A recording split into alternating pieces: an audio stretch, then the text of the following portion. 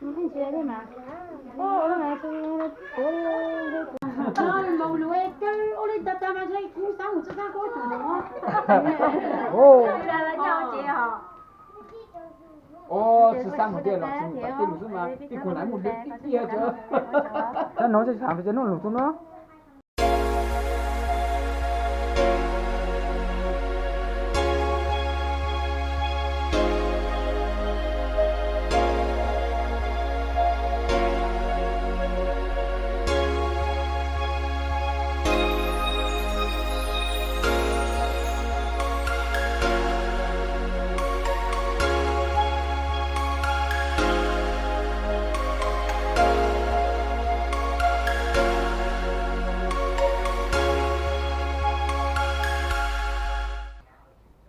Xin chào tất cả các bạn nha. Chào mừng các bạn đến với kênh Mong Muốn Trải.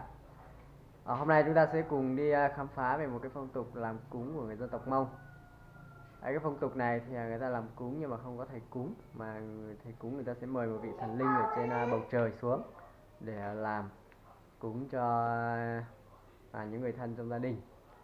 Thì thực tế nó ra sao thì mời các bạn theo dõi cái nội dung của video ngày hôm nay.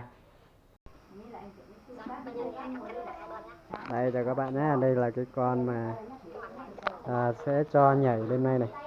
Đấy, đây là giống như hình một con người này. Tí khi nó hoạt động thì chúng ta sẽ xem sau nhé.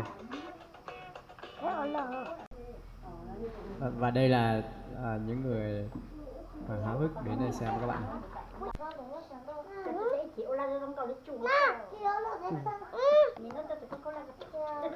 Này các bạn này, con này thì bị hỏng rồi cho nên chúng ta sẽ phải thay bằng con khác các bạn nhé.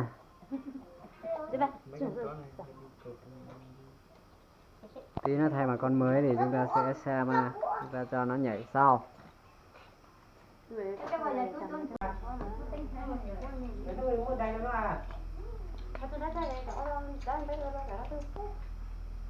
Đây có vẻ như là cái áo này nó nhỏ hơn các bạn ạ.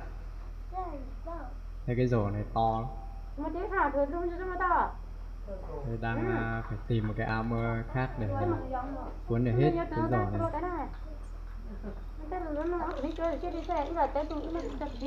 Tôi đùa rồi. Lo cho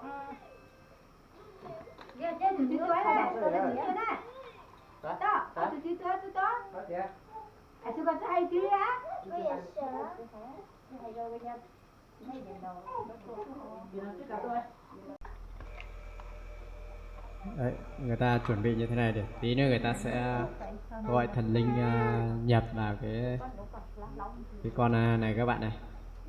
Cái này người ta tạo ra để gọi thần linh nó nhập vào, tí nữa nó sẽ nhảy tung tăng cho các bạn xem nhé. hôm nay đi ai đi tiệm bá vừa phải bác cái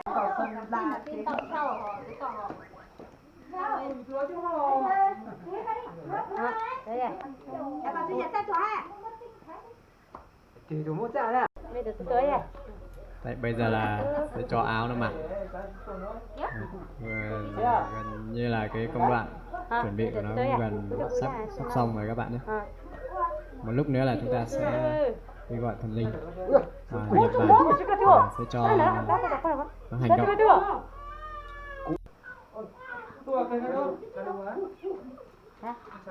đừng chúng ta cho nó không chia đi mà. Ô nó này cứ cố có thể nhân đi là tên hơn được một cái này. Như thế này thì sẽ có rất nhiều anh em đến xem cùng các bạn nhé. Đây như các bạn nhìn thấy đây, công đoạn chuẩn bị đã xong. Và bây giờ chúng ta sẽ cùng xem qua xem con này nó hình thù như thế nào. Đây các bạn nhìn thấy này, có một cái đầu, nó mặc cái áo. Đây, tí nữa nó sẽ chạy như thế nào các bạn xem nhé.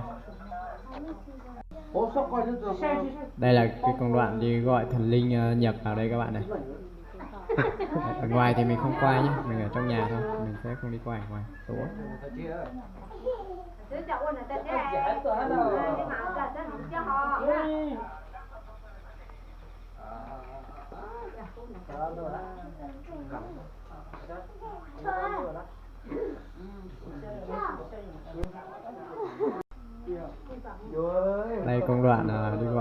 đã xong. Và bây giờ đã về đây và chúng ta sẽ thưởng thức xem nó hoạt động như thế nào các bạn nhé.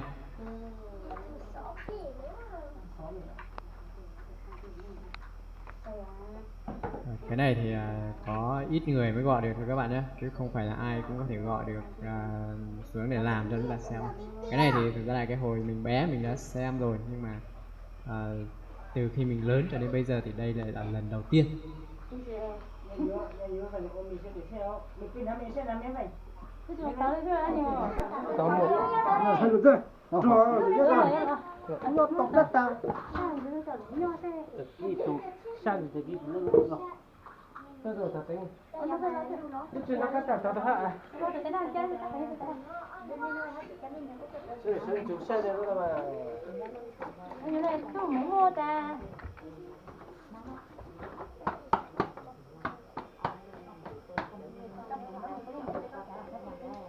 Tao thích quá, giờ nhí chụp buồn quá.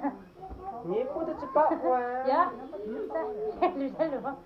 Tại đó chụp quá, tại cha tại đó này cũng có xin. Hả? Có chưa nhà thì mình ở đây chỉ đây ôn cái thì cứ thế là các buổi sáng tôi vào đấy. Tôi đây nè.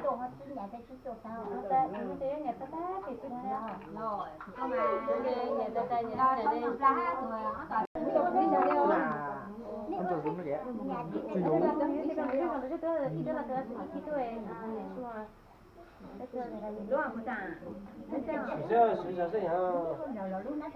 Ai ya, tôi làm thế nào? Được kìa. Được kìa, tôi thì thì tôi cái gì tôi tay gì tôi không. Chồng nó có cái. Tao đi cho nó là tôi thấy.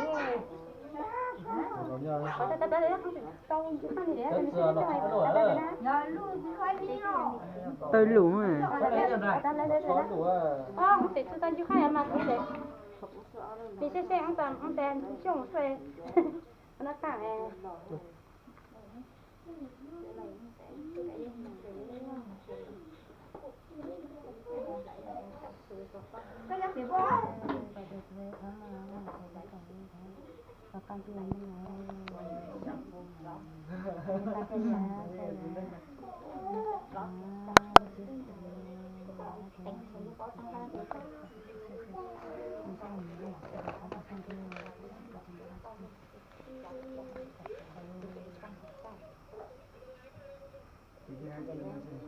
Hả?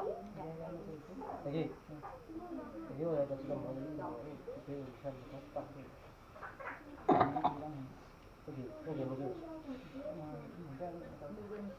có bao giờ có bao giờ được không?